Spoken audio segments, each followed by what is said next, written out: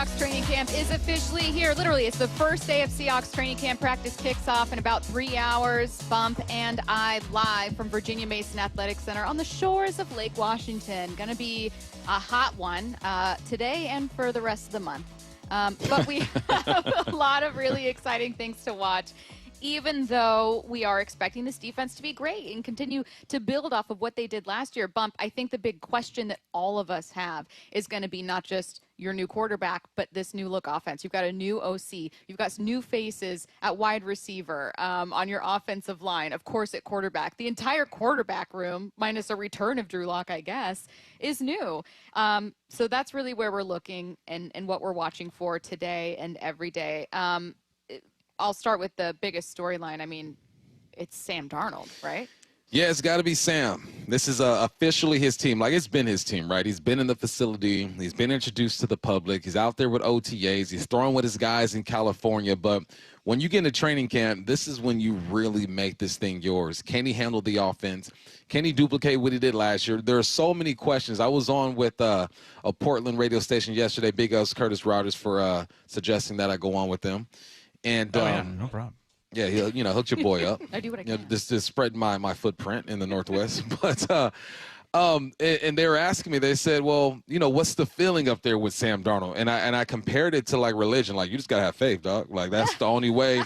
You can feel it sometimes, depending on what you believe in. You can see it sometimes, but you don't really know. You gotta have faith. So that's what I have with Sam Darnold, and I think that most of the Northwest does too. Let's find out what two NFL analysts, NFL voices, think about Sam Darnold. I'm going to start with cut number 4. This is what Joe Buck had to say about Darnold at this point in his career. I think he's really mentally tough to have gone through what he went through with the Jets, and the expectations and the failure, if you want to put it on him, which I don't. It's obviously, as you guys well know, it's a team game, and it's not a one-person thing, but the wins and losses go on the head coach's record and the GM's record and the quarterback's record. And so you got to wear that around.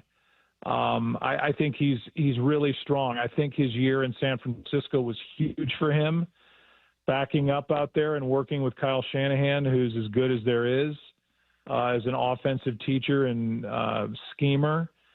And then I think being with Kevin O'Connell, who absolutely adored him. So, again, I agree with Joe. You can't pin all of the failures or all of the story of Sam Darnold's career on Sam Darnold himself. I mean, look, it's been a long time since we've seen a quarterback look pretty decent with the Jets, and even then it didn't end up working out for him. Sorry, Mark Sanchez. But let's go to another voice here quickly. Bill Barnwell, cut number 5, says, yeah, even though you can't pin every single failure on Darnold, his success will be the core to Seattle's success this year.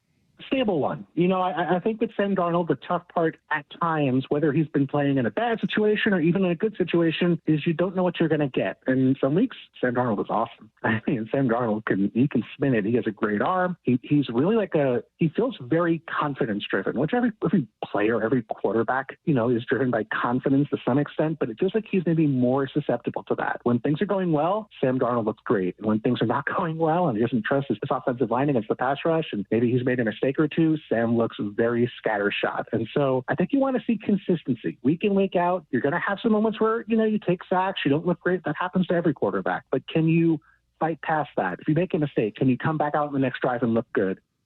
Now, Bump, I like this sound for this reason. I, like Joe, don't think that Sam Darnold failed at some point with the Jets and a couple other teams because he wasn't good. I think that quarterback development is an issue at times that you and I have talked about a million times. I also am not convinced Sam Darnold is good enough to lift your franchise to being a Super Bowl team. And so I don't know if I'm looking for a Super Bowl Sam Darnold out there, but I am looking to find some answers about a quarterback that I'm not entirely sure who he is. You know what? I think most people thought Sam Darnold wasn't good after leaving the Jets. I think most people saw him with the Panthers. He looked all right, but thought he wasn't good, right? You kind of pigeonhole somebody really early, and then you have this season that you don't expect, and that's why we're sitting here asking ourselves, is he going to be able to do it again? Because it is hard to throw 4,300 yards and 35 touchdowns in this league. Only a few more quarterbacks exceeded him when it comes to those numbers. And we all know, or we feel like in this league, it's a quarterback-driven league. But I think over the past few years, we're starting to see more balance, right? Obviously, look at what the Eagles have done. You look at what the 49ers have done. And you have the heavy hitters with Lamar and the Bills and stuff. There are different ways to win, right? You would prefer to have that Pro Bowl guaranteed thing quarterback. Like but I'd if you love to don't, have Lamar. yeah, who wouldn't, right? Cool. Run the ball, throw the ball. You're Do good. whatever you want. Yeah, you would prefer to have that for sure thing at the quarterback spot, but most teams don't. So how do you pivot? How do you adjust? You get an offensive coordinator who understands them. You get a defense that can stop the run, get in the red zone, all these little things, and make it a complete team game. I think that has to be the focus for this Seahawks team, and I know it is because we listen to Mike McDonald talk about the offense and the defense and helping each other out and making this thing a team sport. So because you have the guy that you have, a guy that we're unsure about because we only saw 1 year, you're going to look at other pieces and say, okay, how are you going to support this quarterback? You mentioned it's important to have an offensive coordinator who knows you. He does have an offensive coordinator that isn't entirely new to him, but is certainly new to Seattle, that being Clint Kubiak. Let's go to cut number 6. This is Chase Daniel talking about Kubiak. Really good offenses in this league, they're not stagnant. And you use motions, you use shifts, you use personnel groupings, you use everything at your disposal, and that's what a Clint Kubiak scheme is. And just on top of that, just the creativity. So you look at the weapons he has and the success I believe he had early in the year in New Orleans, I think that's probably why Mike McDonald liked him. Bump, if you have to put yourself in Clint's shoes, when you're looking at this offense, what are weapons you're identifying day one, right? I mean, you're going out there as someone who knows offenses very well, already identifying those weapons. And what do you think he might need to learn about the offense over the next month or so? We're talking Kubiak? Kubiak. Just personnel, right? Can your tight ends be stout on the back side of a zone and on the front side of a zone? Can your fullback lead on a zone lead and blow stuff up? Can your offensive lineman move and protect? And can your quarterback get everybody in the right position? And I'm sure over the past month or so, they've gotten mental reps. They've been on the football field a few times with OTAs and mini camps and all that good stuff. So either Kubiak has confidence in these guys already, or he's going into the situation thinking these are some things we need to work on. They're not a finished product, so you're always going to be working on some stuff. But where are you starting at? Like, how confident is Kubiak in the personnel that he has out there today? I think that's what you learn. Practice after practice, rep after rep, you understand what guys can do and can't do. And what good coordinators do is they mold their offense around the strengths of their personnel. That's his job, and he's got a tough one because you're trying to figure out so much, man. And but I'm optimistic. Before I was watching, right now I was watching the Rams game from last year. He's got the tablet up with tape. Before that, I was watching New Orleans against Dallas, just trying to put everything together and see what this team can be. And the first 2 weeks from last season, New Orleans was hot, and they're making some big plays. And I'm trying to picture our guys in that uniform making those plays. That's what he's doing. Not necessarily, okay, can these guys be like New Orleans my first 2 weeks, but just what are they good at? What should I call? How do I set them up for success? What happens if your offensive line isn't stellar? If it's not stellar, I'm not expecting it to be stellar. You got to find ways to move that D-line. You got to get the D-line moving east and west. You got to get these linebackers moving north and south and create influence in space. There's ways around. There's ways to hide the deficiencies of your offensive linemen. But at the end of the day, ballers are going to make plays. But an O coordinator can help set these guys up. I'm guessing that, hey, we really need to run the ball has been the messaging, not just to Kubiak. I mean, I think that, like, they showed Grubb the door and they were like, sorry, we want a different offense. Yep. Brought Kubiak in, telling him this is exactly what we want. And not only that, but have clearly been telling players that. Cut 7, this is Abe Lucas from June. I mean, we're just more so when you get a new staff in, like, I mean, everybody wants to run the ball, you know, but when it kind of, you come in and it's kind of a non-negotiable, like, we're running the ball, you know, I mean, we put a fullback in the backfield, like, we're, you know, like, we're changing it up, we're doing things differently, you know, it's like an old school mentality with a new school principle sort of thing. So, yeah, definitely just looking forward to getting after that. The messaging is clear. We are getting after the run game. We got to improve from being 29th in yards per game there last year to being a really good group. Bump, the last time this team made a jump from one of the worst in the league, around the 20s, to the number 1, 2, 3 rush team in the league is heading from 2017 into 2018. Mm-hmm. They drafted Rashad Penny. He wasn't obviously part of that. It was Chris Carson being healthy. They went out and got DJ Fluker in free agency, who was a big body to be able to add to that run blocking. I think they brought in Will Dissly, who is the most highly graded blocking tight end in the draft. went and got Ed Dixon. They also just were really, really, really persistent. Like, there was a game where Chris Carson, his first 100-yard game, I think, was against the Cowboys, and I'm pretty sure he had like 32 carries. Like, they were really, really, really pushing the run game. What does finding the run for Seattle look? Does it look a little bit different in 2025 for you with this offense? Well, here's the thing. I'm gonna quote our guy Big Ray, not verbatim, but this is essentially what he said. You got to get these big boys going downhill early. You got to, because when you're in pass pro, you're pretty much on the defense if you're an offensive lineman. Whenever you're moving backwards, you're on the defense. And when you run the football, you get downhill, you get them in the flow of the game, you make them feel the physicality of the game.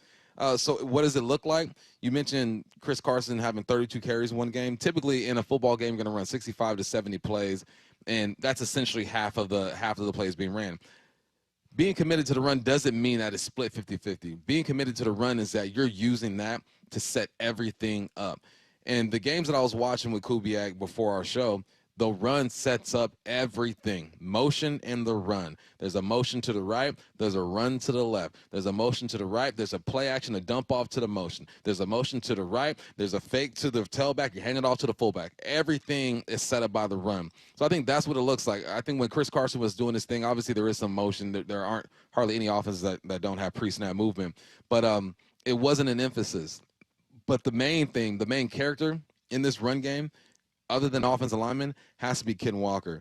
I'm hoping that he's looking at what Alvin Kamara does down there in New Orleans and understand that if you just get downhill right now, if you give the gap a chance that you're supposed to hit, everything else is going to open up for you. So it's discipline, man. It's discipline, it's efficiency, and it's a commitment to it. Not necessarily saying we're going to run the ball half of the time, but saying that we're going to come out early and show the run to this defense so the linebackers are moving up and the D linemen are respecting it. Ken Walker got a lot of rest in OTAs and mini camps. It didn't really use him a ton. I think a couple days he had off. If he's out there today, what are you watching for from him? Is it, how much patience does he have? Does he kind of search for the gap? What are you watching? It's just getting downhill. I don't want to say patience, because patience to some people, they imagine Le'Veon Bell standing back there and kind of no. With Ken Walker, I want to have patience when it comes to holding off on the cutback.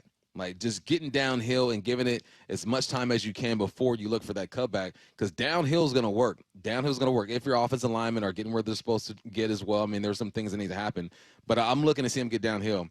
Again, it's going to be hard. The running game is going to be tough to judge today because I don't think they're going to be in pads, right? It's the start of training camp. But I do want to see his first 3 steps. Is he giving that run a chance, his first 3? Is there someone else in this room? Do you think this is going to be an offense where they're relying heavily on Zach Charbonnet, who became a hugely popular figure last year, not just after that Arizona game, but I think Ken Walker just accrued some injuries over the season and people started being so impressed with Charbonnet? I think there's more competition at the running back spot than what people think. Because Charbonnet is the guy, because he's not the home run hitter like Ken Walker. He can be. He's had some big runs. But because he's not that, he just gets downhill, man. And he was coached by Deshaun Foster. I was just watching some of his highlights the other day because, what's going around, a video of your best run or something on Instagram. And he posted like 3, 4, 5, 6 of them. And I'm like. He was like, I got him ready. Right, I'm ready to go. And Deshaun got downhill. And if you are coached by one of the greatest running backs of my era in college football, he resembles that. He gets downhill. So that's what it is, man. It's a tricky game because you want the big plays. You want Ken Walker and Zach Charbonnet to be creative with their runs and produce these 20, 30-yard runs. But it's so important early that they are patient with getting downhill. And if Zach Charbonnet can do that more consistently at a higher clip, he's going to get more touches. I think he's already earned more touches off of what he did last year. So Ken Walker's obviously in the run, in the lead. He should be that guy. But there should be some competition. I think there is. You and I have already talked about the things that we're just not going to learn in training camp. Like, we are not going to see the intricacies of this offense in training camp, right? Like, we aren't going to see exactly what it looks like. We talked about not being able to see exactly what the trenches are going to look like because these guys aren't in pads for a good portion of camp, and then later they have to be really careful about contact. Right. What's something that we can start to learn today? And I don't mean to tease tomorrow's show already, but when you and I hit the air at 10 tomorrow and we're ready to jump into some training camp takeaways, what's something you're going to be watching? I know that I'm going to be looking for chemistry with the mesh in the backfield when it comes to Sam Darnold and the running backs. Like, can you Can you be that playmaker, fake the handoff, roll out, identify the flat defender, throw the ball where it's supposed to go? Like, there's a timing that goes on with this offense. Defensively, are you keeping things in front of you? Guys are going to get beat. You're going to get a ball over the top, and DBs aren't going to be allowed to make the play on the football that they normally would. But are you in position to make the play? And then with the linebackers just rallying to the football. Like, there should be high intensity out there today defensively because they haven't been out there in a while. It's the first day of training camp. Guys are as fresh as they're going to be and have some enthusiasm. And I think we're going to see that. So there's a timing and a flow that I'm going to be looking for that I will have notes for you guys tomorrow. So Bump's going to have the X's and O's, per usual. I'm going to be keeping an eye on some of the sidelines. Who's here, who's not? Who's talking to whom? Who's being a leader? Who's pulling someone aside and talking to them? Is anyone looking like they're having a great time? Who's kind of getting caught up and maybe a coach is pulling them to the side? Some of those little things from the sidelines are kind of where I'm going to be focused, and we will have you covered. Again, not to tease tomorrow's show already, but man, we're ready to hit the field and watch training camp. First day. Let's get to headline rewrites. Extra, extra, read all about it. Headline rewrites. We must make headlines. The real story behind the headlines in today's news with Bump and Stacy. Headline number one, the Mariners won 1-0 yesterday thanks to this home run from Cal Raleigh. Here comes the 2-2. Swung on, blasted, lift off right field. This one is gonna go. It is out of here. Cal Raleigh, number 39 on the season, and he has given the Mariners the lead with one big swing. And he has tied Ken Griffey Jr. for the most home runs in franchise history in their first 5 seasons. Unbelievable. Cal Raleigh continues to amaze. It's all they would need to snap the Brewers' 11-game win streak. What's the real headline? It was also thanks to a really bad strike zone. Yeah. God love that. We'll take it. We'll take it. Absolutely. I wonder what his grade was at the end of that game. I usually get on X. There's I forget the name of the account that I follow, but they grade all the umps and tell you what's up. I got to look that up. But I mean, that's Cal Raleigh for you. We're wondering if he was in a slump the other day. I think you mentioned that X amount of his hits have how many of them have been home runs? 5 of 7 had been home runs. Yeah, all been home runs. And is he slumping? Is he tired from the All-Star break? And Cal just reminds us, like, look, I can get hit in the thigh. I get hit in the face with the rock. It don't matter. If you leave one out there for me, I'm going to turn on it and do what I do. And a typical Mariners win, right? Cal hits a home run. Logan looks great. Munoz gets lucky, struggles a little bit. There are a few defensive plays out there. You win 1-0. Typical Mariners baseball. Now, Cal does have an off day today. Mitch Garber, your catcher, he's going to be batting 6th in the lineup. I know it's a matinee, so sometimes, they might give Cal the day off on a day like this. Does any part of us think it's like him getting hit in the thigh, that was just a brief kind of thing? Nah, he's feeling that. He's feeling that. Okay. He's feeling that. Now, I was like, how do I read into a Cal day off? How bad is it? Seem to like it. We don't know, but he's definitely feeling that. Headline rewrites. Headline number 2, the Raiders have signed free agent safety Jamal Adams. What's the real headline? There's no last call in Vegas for somebody not ready to hang it up. Man, we all got that boy that when you go to Vegas, or girl in your instance, that dude, it's 4 o'clock in the morning, man. We got a tea time at 10. Like, come on, man. Let's get at least 5 hours of sleep before this tea time. Let's get it. That is Jamal Adams. And then you also have that guy who's always calling old friends over to the house, and that is Pete Carroll. He said, look, Jamal, I understand you. I got you. I believe in you. Let's go. The thing that I question is he even going to make it through training camp? Because if you go off of history, he's just been banged up. He played, for the Titans last year and someone else, right? The I believe he's with 2 Lions. teams. The Lions last year. Oh, wow. I forgot that. And he hardly got on the field. I hope the best for Jamal Adams. I know we're going to get texts right now just shaming his name and saying that was a horrible move by the Seahawks. But look, this is how the NFL goes. Sometimes it's who you know. Whether we're talking about players, we're talking about coaches. And Pete Carroll is known for bringing the homies back and giving them a chance. So I'm happy for him. Just do something with this opportunity. The weirdest part about Jamal's time in Seattle is that for a brief period of time, like the first half of that, was it 2020 season? It was, yeah. He looked like one of the best players on the field. Yeah. Like you saw him and you were like, oh, this is what a number 6 overall pick looks like. Like, oh, wow. This is what a 25-year-old All-Pro looks like. That's crazy. And then got banged up and like never ever became fully healthy for a long period of time, just a series of injuries. And that's what's so tough about it, because it's not like you got out there and you were like, oh man, you got 11. Like, you really lost this trade. It was just completely out of your control. He's only 29. I feel like he's been in the league like 10, 12 years. Well, that's... Yes. Feels like he's 35 years old. Yeah. Well, that's why with, I remember John Schneider saying in an answer about Jamal's age, when people were like, you gave up 2 first-rounders, it wasn't a quarterback, and he was like, this guy's 20, like, he was like 24 turning 25. He's like, there's no world where a 25-year-old All-Pro is available to you in free agency. Right. Like, you have to give up that much to get someone that young. Headline rewrites. Headline 3, head coach Brian Daboll has named Russell Wilson as the Giants' starting quarterback. What's the real headline? He forgot to add for now. How long do you think he lasts? I think if he has a game with a 3rd interception, he's getting benched in that game. So you pretty much just reaffirmed I'm winning the bet. No, I don't think You we did. know what's You gonna just happen. I don't think we admitted. know what's going to happen. You're betting on a 47-year-old. He's 42 in December. Okay, don't shame. Your boy's gonna be 40 in December. Okay, we're on the same page. But yeah, Russell Wilson. There's just not enough over there. You do have Malik Neighbors. It's gonna be tough in that division. He's gonna get beat up. Again, I wish nothing but the best for Russell Wilson. I would love for him to go out there, throw for 4,500 and 30 touchdowns, and give the you-know-what to everybody hating on him and thinking that he's washed. But this is your 4th team, your 3rd team in, 3 years? Yeah. You're starting to look like that backup quarterback. Jameis Winston warm up. Jackson Dart stay hot. The problem is you're going to a bad team with a struggling offensive line and one that hasn't had a lot of offensive weapons.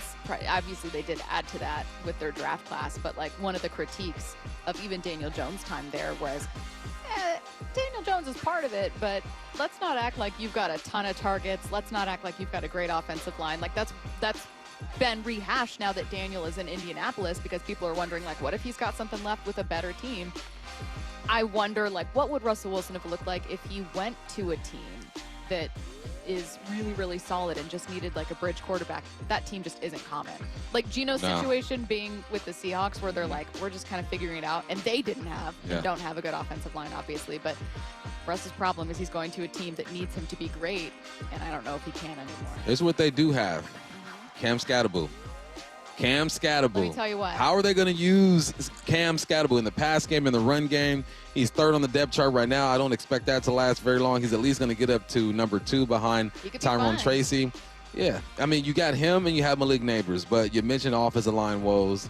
I'm not too familiar with I am familiar with the defense, actually. Yeah. That defensive line is something special. Yep.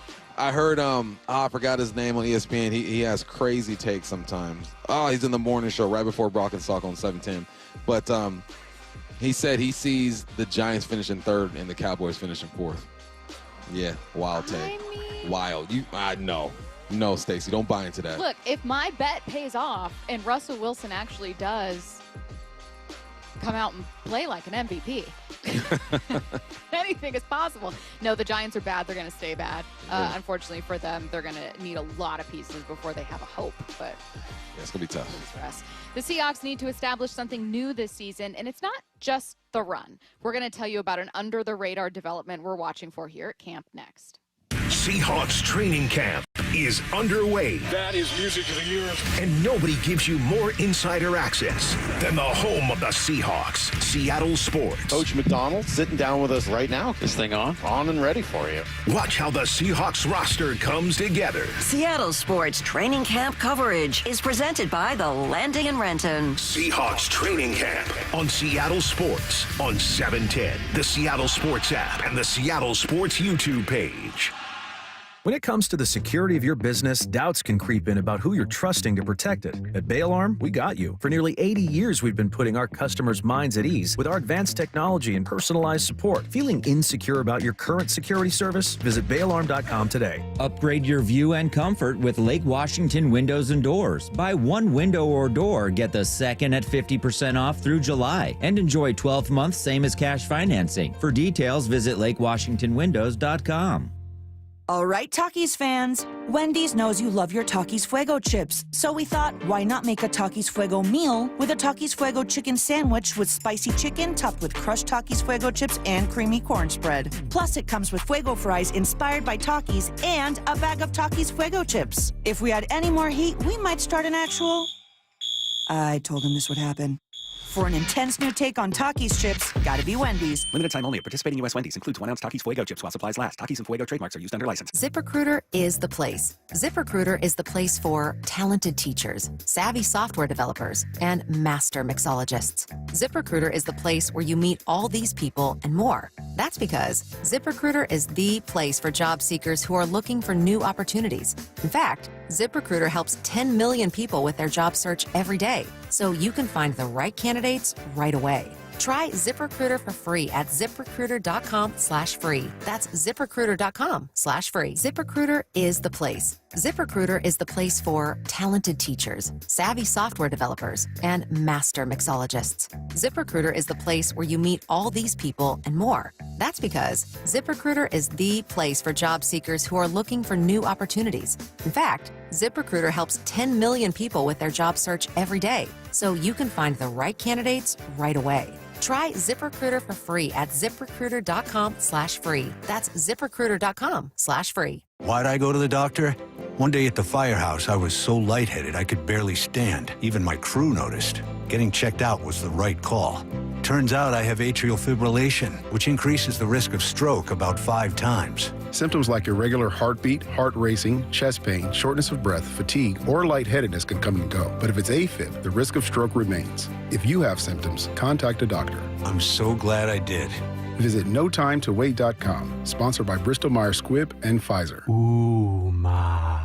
What was that? That is business phone bliss with the Ooma Cloud Phone System. It handles all our voice, video, and messaging needs. You sound very... Calm, I am. Ooma has everything I need to run my business more efficiently, like virtual receptionist, call routing, and video conferencing. And it starts at just $19.95 per month per user, plus taxes and fees. Ooma. Nice. Find your business comm at ooma.com/radio. What's up? I'm Phil Briggs, here from my friends at Navy Federal Credit Union. Whether you're looking to buy a new or used car or maybe just want to refinance your current loan, Navy Federal Credit Union has great rates on auto loans. You can apply via their mobile app or online, and in most cases get a decision in seconds. So get a great car and great rates with Navy Federal Credit Union. Credit and collateral subject to approval, rates subject to change, and are based on credit worthiness. Navy Federal is insured by NCUA, and you can learn more at NavyFederal.org/auto. The home of the Mariners. Lift off to center. It is on its way. Julio, 2-run home run. Hear every pitch on 710 and the Seattle Sports app. This summer, make sure your roof is ready for the season ahead with a company you can trust, like 3 Tree Roofing. We're not just your roofers, we're your neighbors, and we're here to help you protect your home this season. Visit 3treeroofing.com to schedule your free on-site estimate and get your roof replaced before the summer rush and potential material price increases. Our certified technicians make your roof replacement easy and worry-free, so you can focus on the important things this summer. Visit 3treeroofing.com to schedule your free, no-pressure estimate. 3 Tree Roofing, your Puget Sound roofing experts. America's favorite car show is back. It's the Good Guys 37th Griot's Garage Pacific Northwest Nationals, presented by Wicked Fabrication. All this weekend at the Washington State Fair Event Center. Over 2,500 of the Northwest's finest hot rods, muscle cars, and trick trucks. Shop the Fender Big Way, a free family fun zone, great live music, Saturday night twilight cruising, and so much more. All this weekend at the Washington State Fair Event Center in Puyallup. Details at good-guys.com. After years of football and the injuries that go with it, my first thought was always go get surgery. Hey, it's Dave Wyman, but after a consultation with Dr. Mark Wagner, MD at Seattle Sports and Regenerative Medicine, my eyes were open to an alternative to surgery, and I'm talking about stem cell therapy. Well, and my buddy and co-host Bob Stelton, also in pain, and decided to go see Dr. Wagner. I had a hip issue from 14 years of jiu-jitsu. How's the pain now? Everything I did before, I can do just as well. Hitting the heavy bag, sparring, rolling, all of that is back in play. This whole thing spring has been such a pleasant surprise because I really was of the mindset, I'm going to have to go under the knife. I'm going to have to get surgery. And this really saved me from that. I could not be happier with the results. Whether it's a hip like Bob had, a shoulder, a knee, a wrist, an ankle, before you choose surgery, consider stem cell therapy with Dr. Mark Wagner, MD at Seattle Sports and Regenerative Medicine. Do it. You will not regret it. Hey, get the facts, hear from all the patients I've talked to, and schedule your consultation at drmarkwagnermd.com. From the Quantum Fiber Studio. This is Bumpin' Stacy. Weekdays 10 to 2. On Seattle Sports and 97.3 FM HD2. There's an under-the-radar conversation to be had here about what we're watching to develop at Seahawks training camp. Before we get to it, as a reminder, Bump and I are live from Virginia Mason Athletic Center. The Seahawks set to kick off their first practice of training camp coming up in less than 3 hours. We will be out there taking notes. We're going to interview DeMarcus Lawrence, and we're going to have a packed show for you tomorrow with lots of insight. Before we get to it, just kind of setting the scene, getting ready for this season, getting ready for training camp with a personal question. Joe in Bellevue says, Bump, what were you thinking and feeling your first day of your first training camp? Oh, let's go way back to 2008. What was I thinking? I was thinking that I got to beat out 5 of these other receivers they brought in if I want to try to make this team or make the practice squad. So what you're doing in my position is you're sizing guys up. All right, what is he good at? What is he good at? Where are my advantages there? What else I was thinking? I was thinking that you need to know the playbook. Alignment assignment, mental mistakes cannot be accepted, will not be accepted out there. And then it was just, man, I'm really in this, you know what? Like I'm really at VMAC. Oh, it was we were in Kirkland at the time. I'm really out here with the Seattle Seahawks, looking at Lofa Tatupu, looking at Matt Hasselbeck, and let's go get it. But then after that, it's just do what you've done to get yourself here. And that was some of the best advice. I think Bobby Ingram gave me that. He says, don't forget what got you here. Like, you got all this stuff you're worrying about, but you're here because of what you did and who you are. So that's what I was thinking as a first-round, second-round, third-round guy. I'm sure there's some similar feelings, but the reps that they get kind of make them lock in very quickly. With me, legit, I get like 6 reps of practice with the twos or something like that, and I could not mess up those 6 reps. These guys, they know that they're going to get all these reps and all these opportunities to prove themselves. But you're excited. You're excited, and you just want to play some football because that's what these guys are here to do. Yeah, I absolutely think that when, like, you see a guy go out there and you know, like, he's competing for the final spot in this running back room, this wide receiver room, whatever, like, to where your spot could be impacted by, oh, they need to carry an extra offensive lineman, so you're just not going to make the team. And, like, when those guys, like, maybe there's a drop pass or, like, a really great play, you really are watching them closely going, like, man, good for him. Like, he had a great day today. And those are some of the fun conversations from the preseason. We will get to those when we watch those preseason games. We're a ways away. Right now we're starting with kind of an under-the-radar storyline. I was wondering, who are the leaders specifically on offense? I think I know the leaders on defense, Bum. I think I can identify that not just are there some new faces like DeMarcus Lawrence, who, again, we'll talk to later, and a lot of young guys we've spoken with in OTAs and minicamp. We're like, oh, DeMarcus is great. We're learning a ton. But you have an existing leader like Julian Love. Like, they're set. I know exactly who the guys are defensively. Without Tyler Lockett, no DK, no Geno, I can guess who it might be, but these leaders on offense need to establish themselves because right now I don't know a set leader. Well, the quarterback is always going to be thrusted into that position, right? Guarantee you when it's all said and done, Sam Darnold is going to have the C patch on his jersey because he's the quarterback and he needs to be that leader. How he leads, that's up to him. We've seen different type of leadership. Geno was a bit more emotional and confrontational at times. Russell was Mr. Positive. I don't know Sam Darnold. I don't know him like that. So I'm interested to see what his style of leadership is.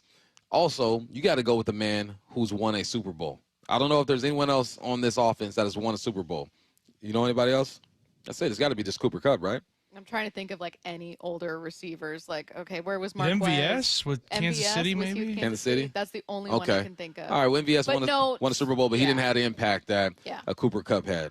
Cooper Kupp naturally is going to be a leader. He seems like he's the type, the quiet type, right? I'm going to lead by example. I might pull you to the side and have some words with you. His leadership probably shows up the most vocally in the film room. We sat down and had a great conversation with him and talked football.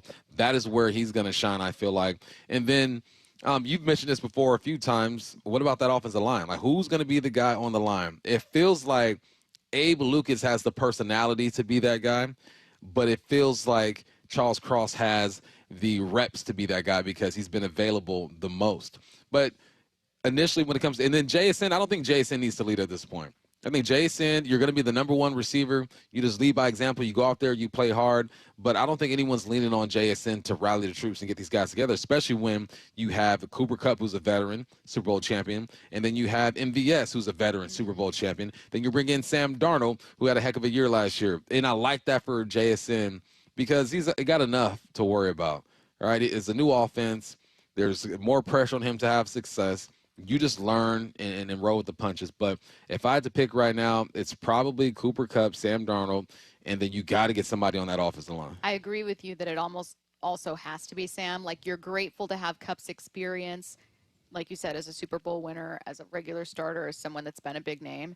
I can't think of a single Super Bowl winning team or a really, really great team that didn't have the quarterback as a central figure, even when that quarterback wasn't the best player on the team. Last year's Eagles, I don't think you could say that Jalen is the single best player on that team, but he had to be a leader, and he is. Like, regardless of whether or not you'd put Jalen Hurts in your top 5 quarterbacks, most people wouldn't, he is a well-respected leader on that team. Yeah.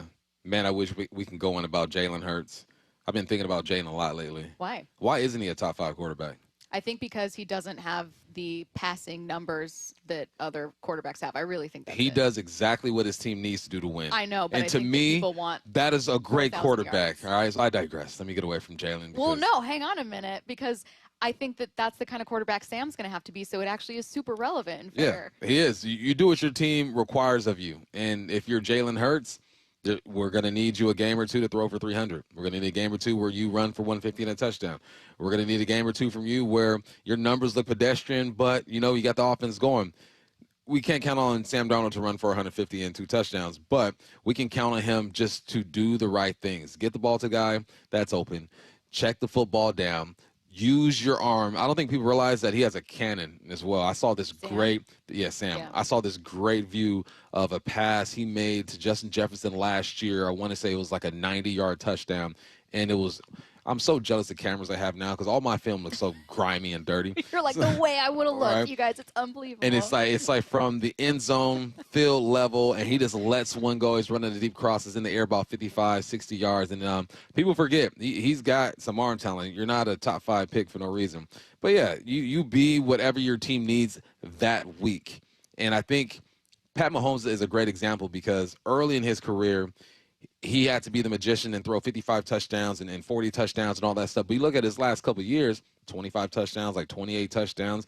He did exactly what was required to win. The numbers are going to wow you, but he was efficient. So that's what Sam needs to be, just be efficient. 2 things. One, I don't remember the exact number, and so it's not as impactful a stat, but the Chiefs became like one of the worst teams in explosive plays to ever make it to a Super Bowl.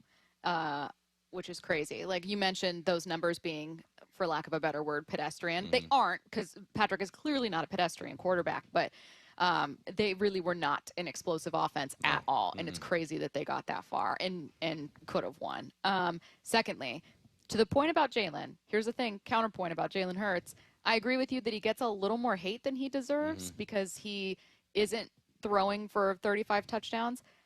There are, though, 5 quarterbacks I would take in a heartbeat over Jalen Hurts. Yeah, for sure. All right, so who are we talking? Lamar, Oh, the Josh. 5 that you would think, exactly. All right, you go through them. Who is it? Patrick Mahomes, Josh Allen, Lamar Jackson, Joe Burrow. And then, honestly, right now, there are even veterans like I would take a Matthew Stafford more quickly if it was just this season. I don't know that he'd be my number 5, maybe Jordan Love. But, like, there are Oh, Jordan Love? You're kind of selling me. You're selling me a little bit. Not enough for me to move him past 5, though. I cannot in my right mind put him No, he'd be 5. top 10. He's not 5, but No. he'd be all right. But, I mean, there are a couple other quarterbacks. Yeah. Like, definitely when I get to 5, 6, I'd go, well, maybe I want this or that. But I think that, like you said, Jalen is a great fit for what the Eagles do. Hopefully Sam can become a great fit for what the Seahawks do. The Seahawks got to figure out how to run the ball first, though. Yeah, help him out. Help your brother out. Run the ball. All right, get off my lawn. Coming your way next. It's one of the most pivotal stretches for the Mariners this season with just 8 days till the trade deadline.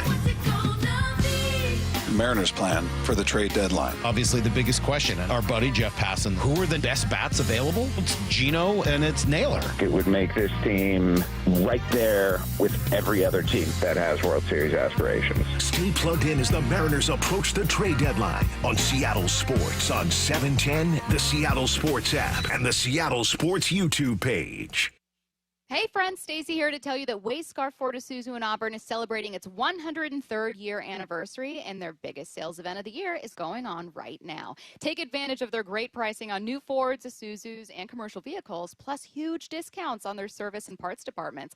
What about those of you who want to sell a car? Good news. Wayscar Ford's vehicle profit sharing plan is the best deal out there. They purchase your car and pay you up front, and when they resell your old car, they share 50% of their profit with you. They've already paid back over $800,000 to customers. At Wayscar Ford, there are absolutely no games, no gimmicks, and no pressure. And that's backed up by a full 5-day or 500-mile no questions asked return policy on absolutely every vehicle they sell. Change your mind for any reason, bring the vehicle back for a full 100% refund. If you're like me, you want a good price, a low-key, no-pressure sales experience, and, of course, that full 5-day, 100% satisfaction guarantee. So go to Wayscar Ford in Auburn. Check them out for yourself at wayscarford.com.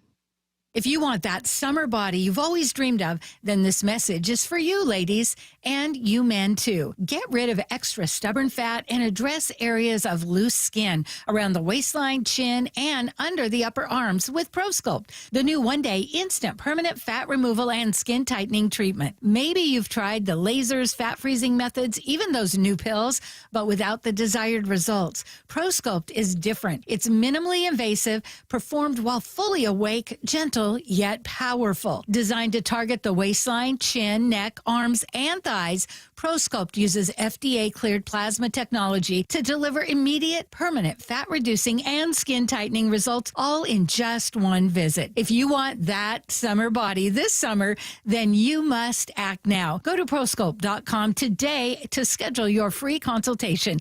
Get $250 off. For instant, permanent fat reduction and skin tightening, visit ProSculpt.com. Now is the time. We talk about it year-round, but roofing season really is upon us. It's Mike Salk here. So what makes it roofing season?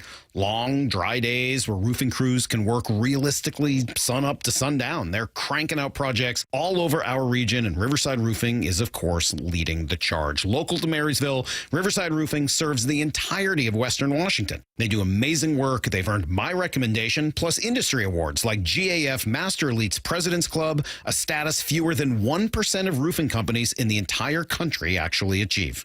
Get a roofing quote in less than 60 seconds using Quick Quote directly on riversideroofingllc.com. It'll pop up as soon as you go on their website. During and after your roofing job, you can expect a yard and driveway totally clean of debris. Behind their national accolades is a family company from right here in Marysville, built upon important local values like trust. That's why Riverside Roofing is the local roofing company you can trust. Go to riversideroofingllc.com. Bonneville International radio station contests are open to participants 18 years of age or older that are residents of Washington State unless otherwise specified. Employees or agents of the station, Bonneville International Corporation, other area radio stations, or any entity associated with the contests are not eligible to win unless the station otherwise specifies at its own discretion. Persons who have won in the last 60 days from a station contest or event may not be eligible. Full general contest rules are available on seattlesports.com or in person at the station during regular business hours. The Bump and Stacy Show is powered in part each day by the caring and compassionate team at Pendergast Law Personal Injury Lawyers. Go to pendergastlaw.com. Oh, no. Ah, that's the sound of someone who's misplaced my debit card. Their debit card. Where'd I leave that thing? Not at the gas pump, or the checkout counter, or the roof of your car. Now, if he has the Chase mobile app, he can use Card Lock. Wait, I could just lock my card. Yep, just a few tippy taps on his phone, and that sound? That's peace of mind from Chase. Chase mobile app is available for select mobile devices. Message and data rates may apply. JP Morgan Chase Bank N.A. member FDIC. Introducing the new Dell AI PC, powered by the Intel Core Ultra processor. It helps do your busy work for you, so you can fast forward through editing images, designing presentations, generating code, debugging code, summarizing meeting notes, finding files, managing your schedule, responding to Jim's long emails, leaving all the time in the world for the things you actually want to do. No offense, Jim. Get a new Dell AI PC starting at $749.99 at Dell.com/AI-PC. How those ahead stay ahead. Actual price will depend on product and subscription plan. Featured products are compounded drug products, which the FDA does not approve or verify for safety, effectiveness, or quality. Prescription products require an online consultation with a healthcare provider who will determine if appropriate. See website for details, restrictions, and important safety information. Want a boost in and out of the bedroom? Hims has you covered. Introducing a new 2-in-1 approach to level up your game. Tadalafil for better bedroom performance and zinc for testosterone support. Put it all together and you've got what you need to turn things all the way up. Getting started is simple. Just go to hims.com/joy to start your free online visit. Through Hims, you can access ED treatments including pills, chews, and more. 100% online. No office visits, no pharmacy lines. Just fill out a simple intake form and a licensed medical provider will determine if treatment's right for you. If prescribed, it ships free and discreetly to your door. Find affordable treatment options at up to 95% less than brand names at hims.com/joy. That's hims.com/joy, HIMS.com/JOY. From the Quantum Fiber Studio. This is Bumpin' Stacy. Weekdays 10 to 2. On Seattle Sports and 97.3 FM HD2. Getting back to baseball in 15 minutes with Yahoo Sports' Jordan Shusterman. Before we do, it's time to talk about the 3 things really grinding Bump's gears this week with Get Off My Lawn. Bump, what you got for us? I'm a man. I'm 40. All right, before I get grumpy, I woke up this morning in a great mood. Oh. And I wanna tell you why. It's because today is my middle child's Kobe's birthday. Oh, happy birthday, Kobe. Kobe Bump is 13 years of age. I love you to death. And I cannot wait to celebrate with you. Hope you're having a great morning. Love to my Kobe. All right, now I get grumpy. That's enough of that. That's enough of that lovey-dovey stuff. Love you, Kobe. But now I get grumpy. All right. First thing that's bothering me, okay? Why is Bellevue traffic always bad? Like, why is it always bad? Now, I appreciate what the workers are doing. You see them trying to expand and change things. It starts around Kirkland. They're trying to expand it or whatnot, and you get through Bellevue. But Bellevue is only not crowded when I'm leaving Lucky Strike at 11 p.m. That's the only time it's not crowded. And then it's like when people are merging and stuff, they get all crazy. But Bellevue, you're like Tacoma now. You know Tacoma by the Tacoma Dome where it used to be crowded? I think they're good now. For like 10, 12 years, it was always jacked up, and it took them 10, 12 years to expand that thing. Bellevue, there's too much money over there for this problem to be going down, okay? Bellevue, you got to get it right because you're the reason why I'm almost late to some appointments because I get to that little section right there, and I don't know what's going to happen. Actually, I do know what's going to happen. I know it's going to be crowded as heck, so I don't understand. Bellevue, fix it. I see it looks like you are trying to fix it, but hurry this thing up. We don't need a 10-year project like Tacoma down there near the Tacoma Dome, okay? So first one, because I felt that today. I had to go through Bellevue today. Usually I just hop on 520 and I'm good. I had to go through Bellevue, and I was reminded how much I hate Bellevue. I'm not not Bellevue itself, just the traffic I'm there. not at all surprised that traffic complaints are leading off Get Off My Lawn. Yeah, because we took a different route today. Yeah, You know? it's a staple of this segment. It's either going to be kids these days. We should do it like a joke. Kids these days, traffic, leave me alone on the golf course. Airport decorum. Airport decorum. You just wait till September and I start cutting in traveling line. again.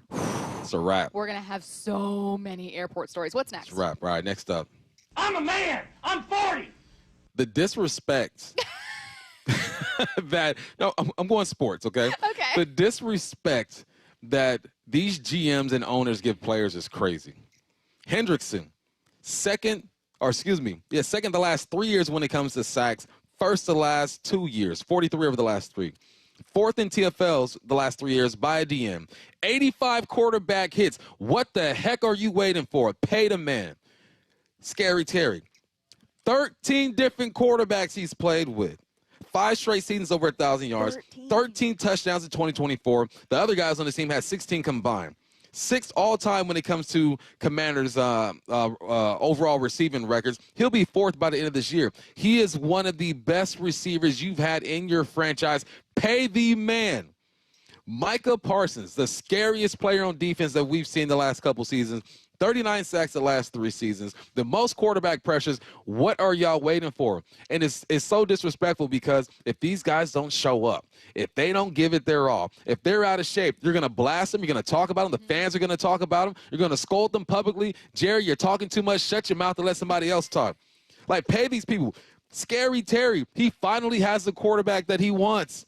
Jaden Daniels. And you're looking at him like he's disposable. I guarantee you Jaden Daniels, one Scary Terry on his team, and then Hendrickson. We've been beating this drum for a week now. That Bengals defense was garbanzo, okay? If you get 1 or 2 more stops, you are in the playoffs. What the heck are you GMs and owners waiting for?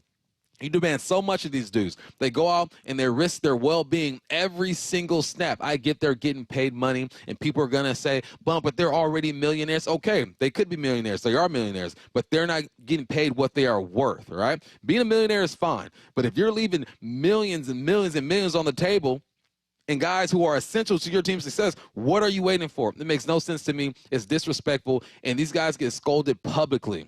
ESPN, every single day, you drop the ball, you don't make a play, people talking about you. We talk about you on the show if you don't make a play. Fans talk about you. Fans will boo you.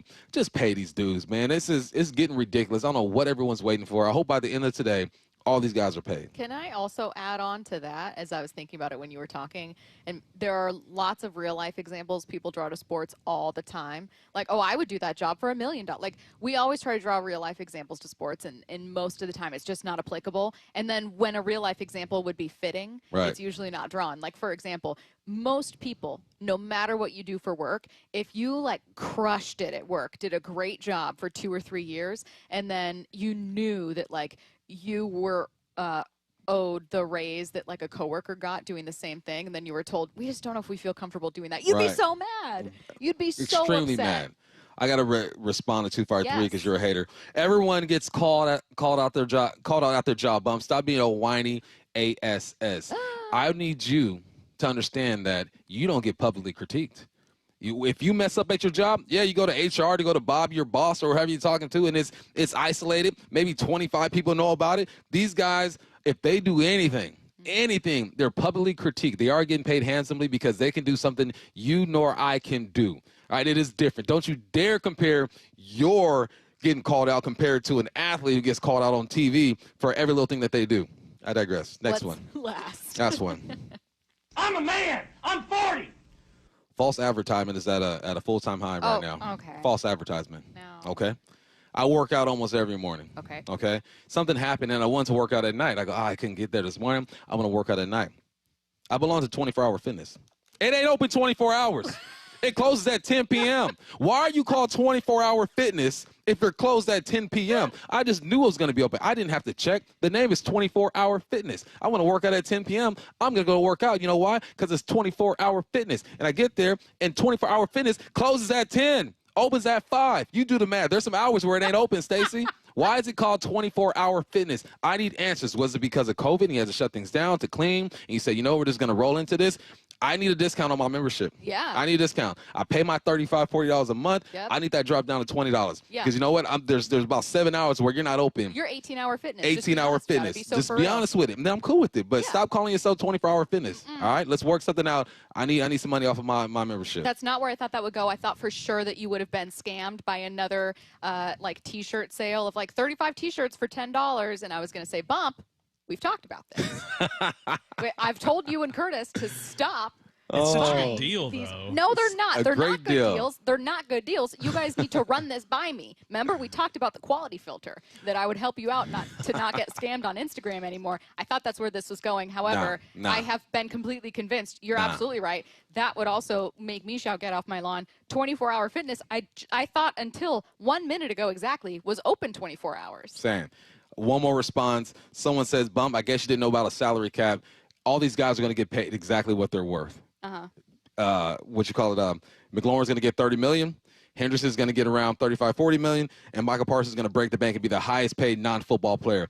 All these deals will get done. Yes, there's a salary cap, but they're going to get their money. Well, and there's a salary cap because each team has just a couple guys you're actually paying that money to. Like the vast majority of teams have 5 or 6 guys that are accounting for the bulk of a salary cap situation or the bulk of those big contracts. And most other contracts are going to be under double-digit millions, which sounds so funny to say. Are going to be under 10 million, but that's just what it's going to be. All right, can the Mariners actually make themselves a contender at the deadline? Baseball expert Jordan Shusterman joins us next. Oh, quickly, let's see. Time's weird today, okay? I'm sorry, Ian. Let's see what's on tonight. What's on tonight with Bump and Stacy, brought to you by Caesars Sportsbook at Muckleshoot. Now, here's what's on tonight. The Mariners, and you don't even have to wait until tonight. They're on immediately following us. It's a matinee. Pregame starts at 11:30 a.m. First pitch at 12:40 p.m. This rubber match against the Brewers right here on Seattle Sports. Jordan Shusterman joining us next. Seahawks training camp is underway. That is music to the ears. And nobody gives you more insider access than the home of the Seahawks, Seattle Sports. Coach McDonald sitting down with us right now. This thing on and ready for you. Watch how the Seahawks roster comes together. Seattle Sports training camp coverage is presented by the Landing in Renton. Seahawks training camp on Seattle Sports on 710, the Seattle Sports app, and the Seattle Sports YouTube page. Mike Rowe here with a quick question. Is your concrete sinking? Whether it's your driveway, sidewalk, or patio, those uneven surfaces are not just ugly, they're dangerous. That's where Groundworks comes in. They use state-of-the-art concrete lifting solutions to prevent tripping hazards, and they're the best at what they do. Schedule your free inspection at groundworks.com/row. And while you're there, check out my latest dirty job. It's a good one. Licensed in all states where work is performed. See website for details. The American Band, the legendary Grand Funk Railroad, is rolling into Muckleshoot Event Center Wednesday, August 6th, with special guest Jefferson Starship. Don't miss this night of classic rock that defined a generation. Get tickets now at muckleshootcasino.com. Grand Funk Railroad with special guest Jefferson Starship. Only at Muckleshoot Casino Resort. Summer is here, and Washington Energy's BOGO 40% off sale is on now. Update and enhance your home with beautiful new windows and doors, expertly installed by Washington Energy Services. Save today with one of our best deals of the year. Buy one energy-efficient window, get the second at 40% off. And BOGO 40% off all entry, patio, and interior doors right now. From traditional to modern home updates, and with over 65 years of award-winning installations, Washington Energy is the clear choice. Call today for a free estimate. You're free now. Free to stream beyond your wildest dreams. Rom-coms, slasher-coms, space operas. Free to fill your feed with impossibly chunky chunkers. Cats, corgis, babies on demand. Free to make your smart devices do silly things. Bowl of chips on the Robo-Vacuum. Free to open a world of remote work and Gametopia. Who's the boss now? Free to be everything you imagine. That's how it feels to have Quantum Fiber Internet. Your world unleashed. Learn more at quantumfiber.com. Limited availability, service in select locations only. Some things can steal your sunshine. Ugh, I just got my hair done. Sorry, the cooler's broken. Anyone see my flip-flops? Anyone? But COVID-19 can steal a lot more. I just took a COVID test. Ugh.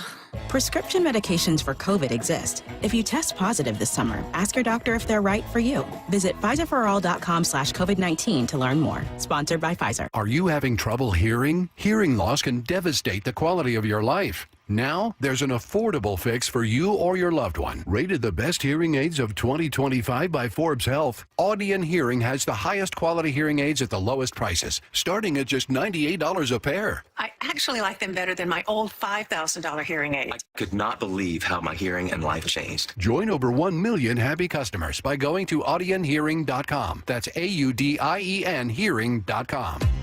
If you're 55 or older and into that whole saving money thing, T-Mobile has an exclusive phone and internet bundle just for you.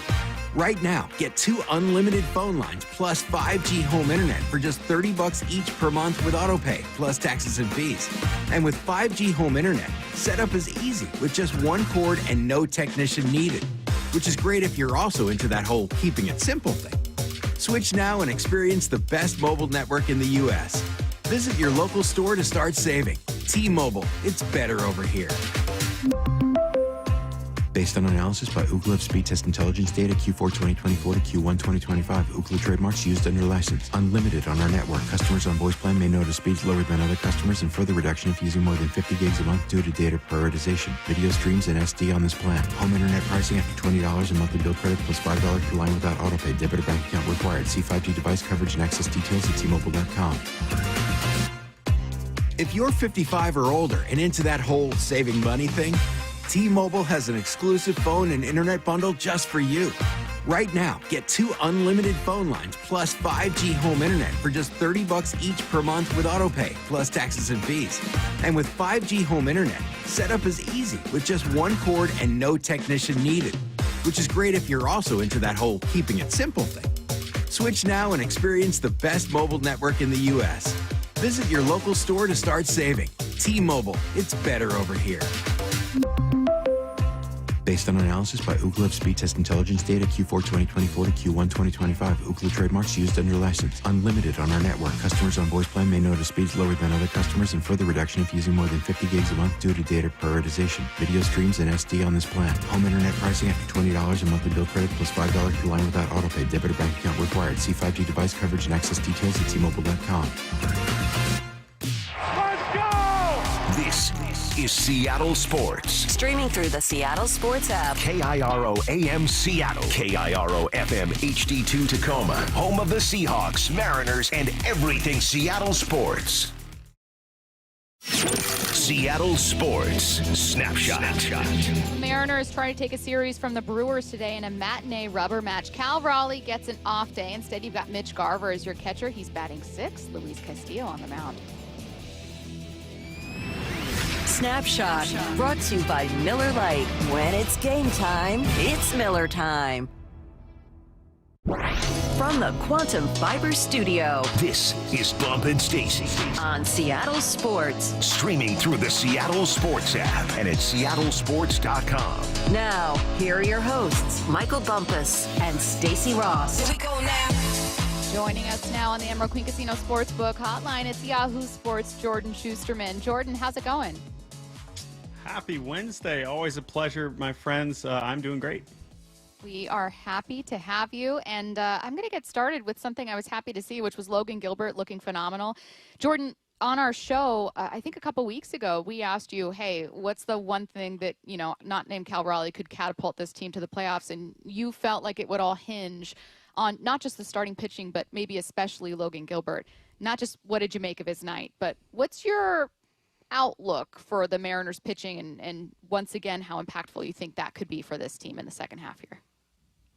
Yeah, I mean, that's the Logan Gilbert that I think we've kind of grown accustomed to seeing over the last few years, but hadn't really seen much of in 2025. And as I kind of talked about over these last few weeks, like you got to give the guy a little bit of grace. I mean, it's not just that he was coming back from injury, it's that he's coming back from injury when he's never been injured. And so I think this was a very different experience for him to try and kind of get back to feeling like himself. And I think, last night was against, the hottest team in baseball. I know the Brewers, lineup is not necessarily as fearsome as you would expect for the team with their record, but it's still a really impressive team. And he just completely overwhelmed them. It was a really impressive performance.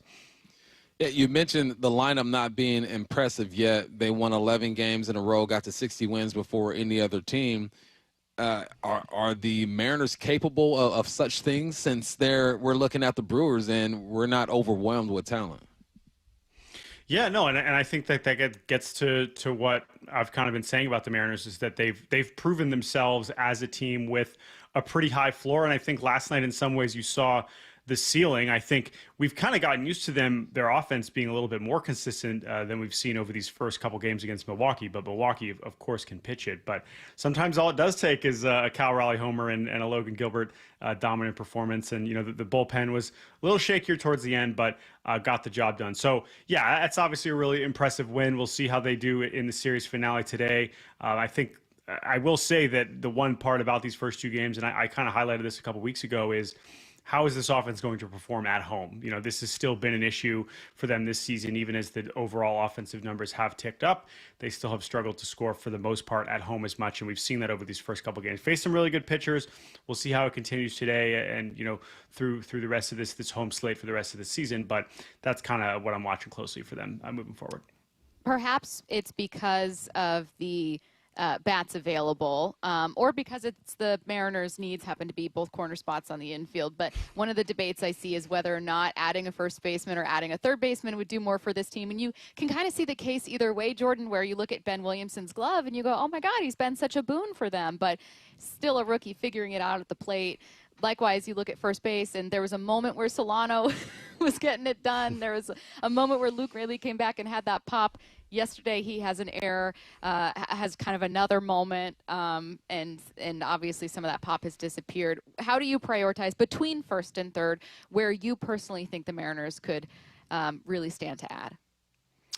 I think third base still makes more sense. I think that for as totally understandably proud as the team is of Ben Williamson's contributions this season, I think going and getting a Suarez or another third baseman, especially in the short term, is not saying that Ben Williamson stinks and he's never going to play a role in this team. It's just an acknowledgement that this lineup still could use another big bat, and that is a position that would be easier to replace. And it would be no shame to send Ben Williamson back to AAA when he's barely played there. And I think what he's been able to do is really impressive. Now, you could argue that what he's getting defensively, that's fine, but if you still are going to get offense, then yeah, fitting in the first base DH is a little bit more delicate, but still doable. And I think that they should be creative in any way that they can add offense. I think that they should be doing that, and they shouldn't be limiting themselves. But I just think that like third base is a much more natural fit, and it is not a referendum on Ben Williamson never having a future on this team or in the big leagues. It's just that offensively, if you want to upgrade right now, it is much easier to upgrade that spot offensively than it is first base, where even though it's been a little clunky defensively, I still do believe in Rayleigh. And obviously Ken Zone's really been pretty impressive what he's been able to do in right. So Rayleigh still fitting in there at first and at DH, I think is still ultimately a pretty solid option. Whereas third base, you're just not getting a lot on offense right now. Jordan, I know this is a Seattle sports show, and we focus on Seattle sports, but there was something I saw last night at Mizorowski, I believe I'm saying his name right. A slider at 95 miles per hour. Like, what am I seeing here? Like, how special is that young man? Yeah, no, it's you got. I mean, I would say you get the full Miz experience, but you didn't because they pulled him in the fourth inning. So it wasn't really if you really were hoping to see him go toe to toe with Logan Gilbert the whole time, I'm sure the Mariners were happy to see him out of the game. But no, I mean, this is one of the more remarkable pitching breakouts that we've seen in some time. However, it's funny to coming from someone in Seattle. I'm not blaming you whatsoever, but what he did in the Futures game a couple years ago in Seattle was like kind of this. Now, maybe it wasn't quite as loud. Maybe the slider wasn't quite as hard, but that was one of the louder Futures game performances that I've seen in 10 years covering that game. And it was a glimpse into what he was capable of. Now, at that point, the thought was, all right, well, he's never going to throw enough strikes to like be a consistent starting pitcher. His command has taken huge steps forward over the last 2 years to where now he is this just like star starter. So we'll see how they manage him. I think that decision to monitor his innings coming out of the break is a fascinating one. And certainly for his Brewers team that's trying to win the division, I think Mizorowski was already a huge story, but now every start we're going to kind of wonder how long they're going to let him go. And I think that's what makes him so fascinating. Is there an interesting trend that you notice with young pitchers, and it could be one having gone on for a while? It's just, I think that I've got some recency bias, obviously having, we've seen Paul Skeens, the story that he's become, Miz, the story he's become, recency bias here in Seattle with them taking Cade Anderson at 3 overall. You just wonder like how young pitchers have evolved and developed. Jordan, there's obviously already a narrative heading into this season and certainly last that like, hey, pitchers are starting younger. Should we worry about the wear and tear that they're experiencing? What to you is one of the most interesting ways that position, especially those young guys, have kind of evolved? Yeah, it's a great question, and every team clearly is managing this differently, and every team is managing it differing levels of success, right? I know this year Seattle's kind of had a bit of a reality check with some of the injury scares that their starters have had, but still for the most part, you have to give them credit for how durable that staff has been. Whereas, you know who I'm thinking of. There's some teams that have really struggled to keep their pitchers on the field for better or for worse. But as you mentioned with guys like Cade Anderson, like there's so many different ways that you can handle this. And so a lot of this stuff is impacted by what guys are doing long before they get into pro ball, how many pitches they're throwing in college, how hard they're trying to throw when they're 15 years old. Like all of these things are contributing to kind of the stake that they're in once they get to the major leagues. And then once you get there, I think all these teams are kind of grasping at something that they still don't fully understand. So obviously every team has a different way to go about it. And Clearly, some franchises have proven a better ability to keep their pitchers on the field than others. And I mentioned Seattle, but I mean, Philadelphia is the other one that has been incredible at keeping their starters on the field for the most part over the last few years. So how or why they're able to do that, I don't know. But, at some point, you kind of have to look at the teams that do have a million guys in the IL and the ones that don't, and do wonder what they are doing behind the scenes or in their innings management that is contributing to that. How much pressure is on Jerry to get a deal done at this trade deadline? We had a conversation yesterday, and I told Stacy, I don't think he fears the trade deadline, but he respects the trade deadline and understands, like, okay, something needs to be done. But I also feel like he's in such good standing with ownership for some reason that even if it doesn't work out this year, he's probably going to be fine. Like, how do you see Jerry in his position? That last part is such a good question. I think coming into the season, it felt like a real hot seat year. And maybe that's still true. We don't really know. But you also might be right that he does feel like he's a little bit more comfortable and isn't necessarily as willing to be aggressive. I think where they are in the standings also speaks to that. I think how injured Houston is, and if they believe they can catch Houston, which based on how 17 people on the injured list, I mean, my goodness, to have that basically an entire starting lineup of hitters on the IL. Not to mention now Lance McCullers going down again. Especially if they still think they could chase down Houston, which because of how depleted they are now, I expect them to add as well. I think you got to try. I think that they still have to act aggressive. We know that they will be active in some form. Even in the years where they've, shocked the world and dealt Paul Sewald and, pissed everybody off, like, they're going to do something. We know they are too creative and have too many moving parts and a front office, of course, known for wheeling and dealing. I think they'll find a way to do something. But to your point, how much pressure are they feeling to really go all in and trade some top prospects?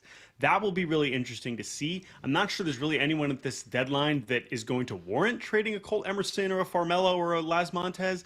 But that is also where the strength of the farm system comes into play. There are a lot of guys, as we learned last year, Brody Hopkins and Aiden Smith, not in the top 10. Those are good prospects, but you can make a real deal with some of those lower level guys because teams like them. And so that's what's going to be interesting to find out in the next 10 days or so. Jeff Passan was on with our morning show, Brock and Salk, earlier this week and had really glowing praise of like the potential of the Mariners. Kind of was saying, look, in theory, they could be really, really good, including this year.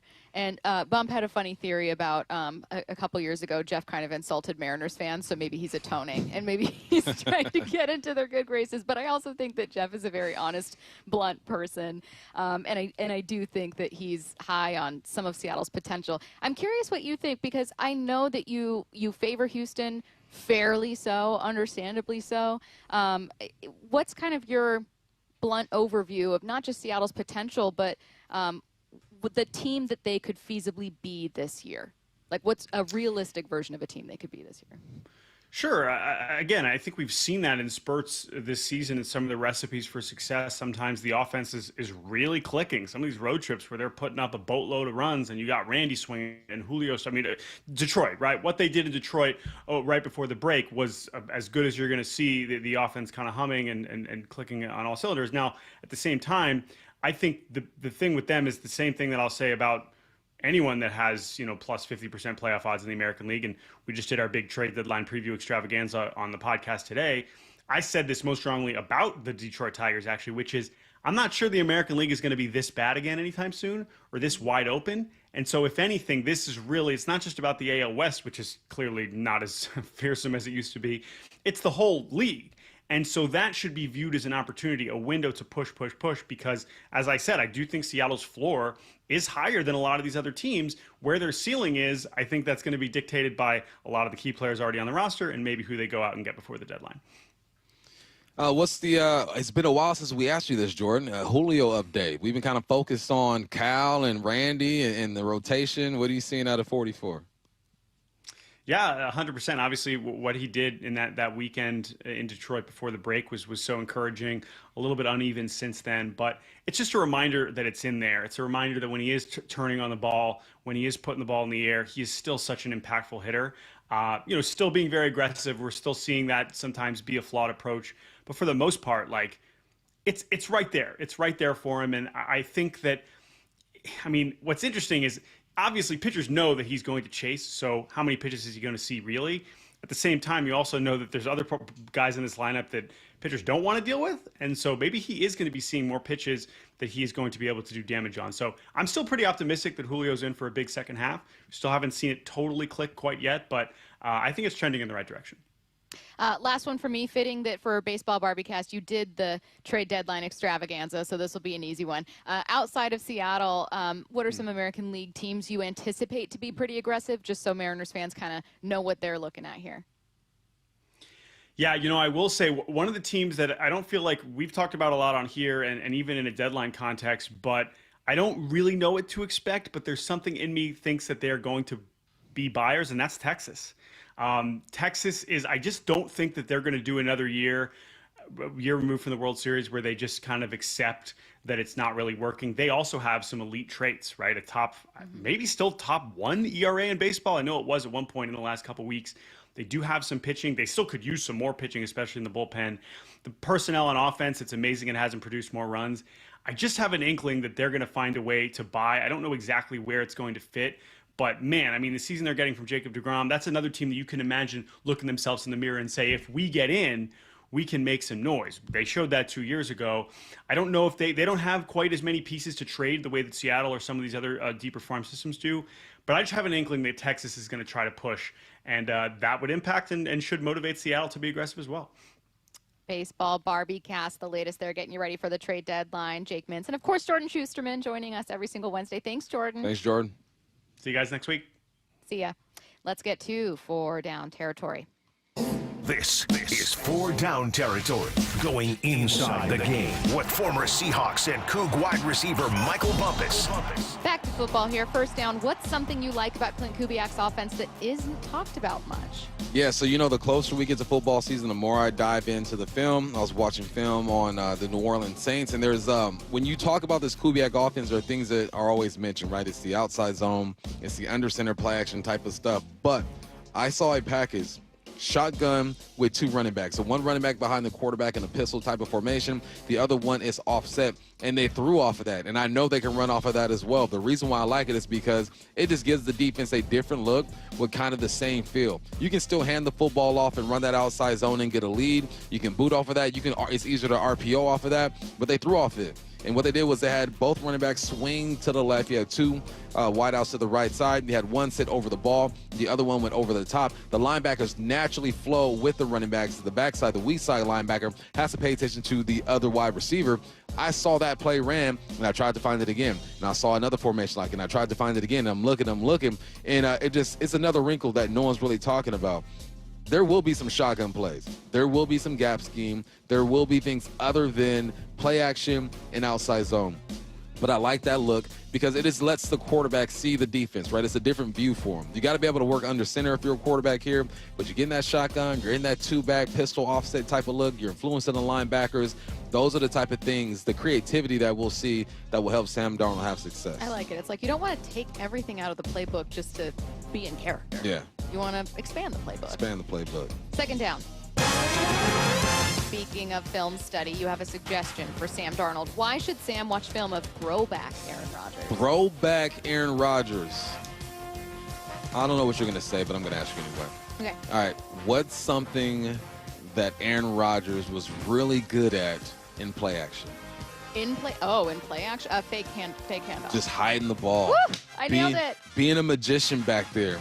And going back to smooth with it. Be smooth. And that's what Aaron Rodgers did, man. He hide the ball on his hip, look down the field, expose it, and then throw the football. And when you're going to be in a heavy play action type of game or team, you have to be comfortable with that. I was watching Derek Carr work the play action, and, he gave it a little chance. And because they ran the football a lot, linebackers had to react. But, man, if he could hide it, like, how Peyton Manning used to expose it, then hide it, then roll out. It's just, you have to be so smooth back there with the mesh point. So the mesh point is where the running back and the QB kind of meet when it comes to the handoff or play action.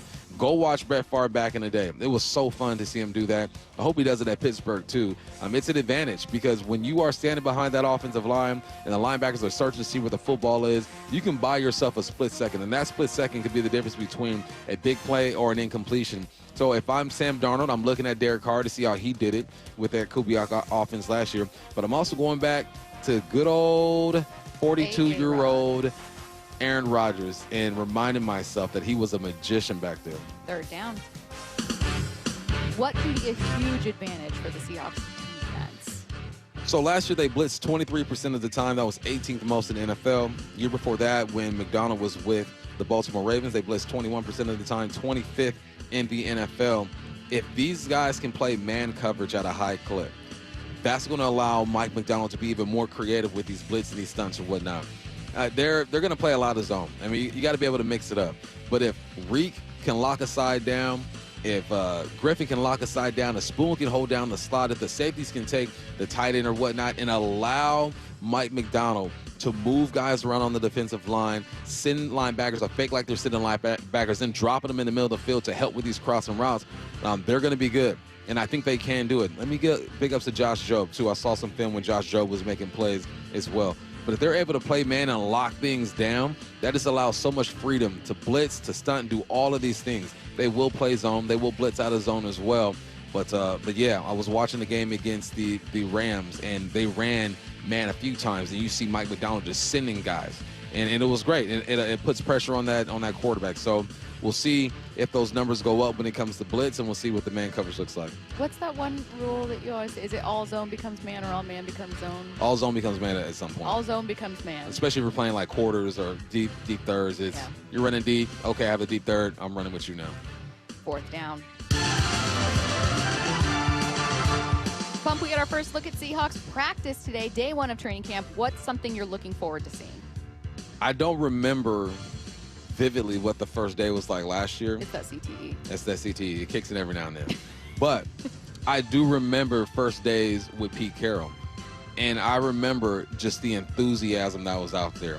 I mean, it was a point. Pete Carroll made sure that his coaches were hyped up, the players were hyped up, and just the energy was right. And I'm interested, what is that energy going to be like? Because Mike McDonald's not a rah-rah type of guy. He will show some love. He will be honest with you. He is intense. But Pete Carroll is the guy who walks around, shakes everyone's hand before practice. He's cheering everybody on. That's not Mike McDonald's style. So how does he get these guys going on the first day of camp? Easy to do it on the first day of camp. So I'm going to compare the first day of camp to the second to last day of camp, and you'll be able to feel the difference in energy if there is a difference in the energy. So, no, I just want to see the enthusiasm. This is football. It's supposed to be fun. You are getting paid millions of dollars for your services, but it's supposed to be fun. It's a game. And when guys know what they're doing and they're flying around having fun, practice is a breeze. I've been in practices where no one wants to be there. It's cold as heck. We're messing up assignments. Coach starts practice all over again, and it becomes a task. It is a job. They are getting paid to do a job, but this should be fun. I want to see what it looks like today. Hear me out. A theory I've always had about player-friendly coaches like Pete Carroll versus coaches who are maybe, I don't want to say colder, but a little more measured, a little more reserved, is you need to back it up more as that coach. That, like, if you don't win or if players don't believe you know what you're doing and believe you're smart, it's hard to follow someone who doesn't seem as open. That's always been my theory about Pete Carroll is, like, he did win, and winning followed him. But he also made players believe that, oh, he wants the best for me. Whereas you look at a Matt Patricia coming from the Belichick coaching tree in Detroit who failed because not only did Detroit not have the winning, but, like, if you aren't going to be here for me, then you better be making me better. I also think that players want to be coached and they want that discipline. The good players know that comes with it as well. So there does have to be a balance, though. All right, you guys, you got a rubber match today for the Seattle Mariners and Milwaukee Brewers. You're going to have a, Curtis, what is it, 12:40 p.m. first pitch? 12:40. 12:40 p.m. first pitch. We are sending you right into the pregame show beginning at 11:30. As a reminder, no Cal Raleigh in the lineup today. He's getting an off day. You got Mitch Garver instead. He's going to be batting sixth. Again, hoping to get that series win over the Brewers. At least snap that winning streak for them. So that's a plus. Again, pregame show coming your way next.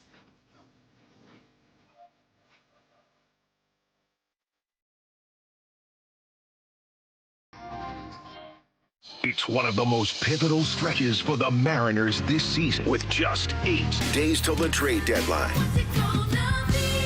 Mariners plan for the trade deadline? Obviously, the biggest question, and our buddy Jeff Passan, who are the best bats available? It's Gino and it's Naylor. It would make this team right there with every other team that has World Series aspirations. Stay plugged in as the Mariners approach the trade deadline on Seattle Sports on 710, the Seattle Sports app, and the Seattle Sports YouTube page. Sometimes even heroes need rescuing. I'm a retired firefighter, 27 years. Kurt had severe pain in his knees and his shoulder, which was keeping him from enjoying his well-deserved retirement. Loved to ski, loved to fish, and couldn't even walk 18 holes. That's why Kurt decided to see Dr. Mark Wagner, MD at Seattle Sports and Regenerative Medicine for stem cell therapy. He was just awesome. He goes, yeah, give me a shot.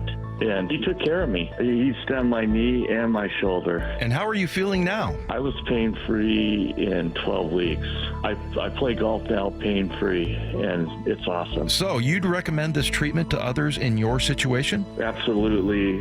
Yeah, Dr. Wagner's, he's had a couple people call me, and I recommended that they do it. Before you choose surgery, consider stem cell therapy with Dr. Mark Wagner, MD at Seattle Sports and Regenerative Medicine. Schedule your consultation at drmarkwagnermd.com. Get lower energy bills, cleaner air, and year-round comfort with AeroSeal duct sealing. Normally $2,500. Now just $99 for PSE customers with each replacement furnace or heat pump from Home Comfort Alliance. Learn more at homecomfortalliance.com today. This summer, the perfect night out is under the stars at LeMay, America's Car Museum drive-in movies. Enjoy classic films and make memories. Catch the Transformers on July 27th. Space is limited. Reserve now at americascarmuseum.org. Progressive knows owning a home can be hard, but not always. Like when you're relaxing on your patio, enjoying a nice, quiet evening.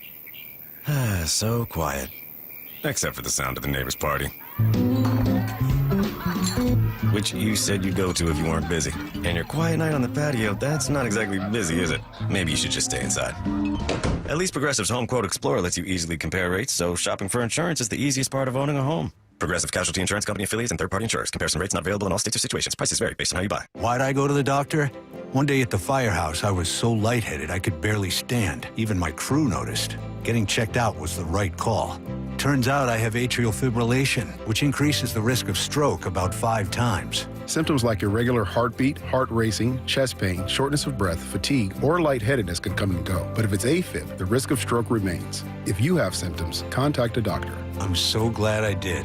Visit NoTimeToWait.com, sponsored by Bristol-Myers Squibb and Pfizer. This is the story of the one. As a safety manager at a manufacturing plant, he does everything he can to keep his coworkers safe. From finding ways to reduce risks to keeping safety supplies in stock. And for that, he relies on Grainger. Grainger offers a broad range of quality products and next-day delivery, so he can always play it safe. Call 1-800-GRAINGER, click Grainger.com, or just stop by. Grainger, for the ones who get it done. Why'd I go to the doctor? One day at the firehouse, I was so lightheaded I could barely stand. Even my crew noticed. Getting checked out was the right call.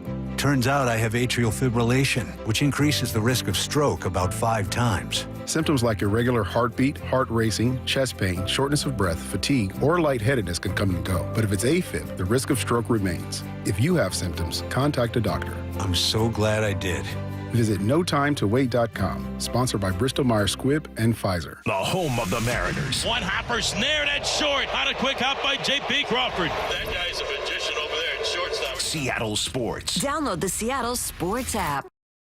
Need a new roof but not in the budget? A new roof doesn't have to break the bank. Justin Shirley, CEO of State Roofing and Exteriors here. Right now, State Roofing and Exteriors is offering 0 down, 0 payments, and 0 interest for up to 24 months. That's 2 years with no payments while getting the protection your home deserves. But this offer won't last forever. Call 866-ROOF-ROOF or visit stateroofing.com today to get on our summer schedule now.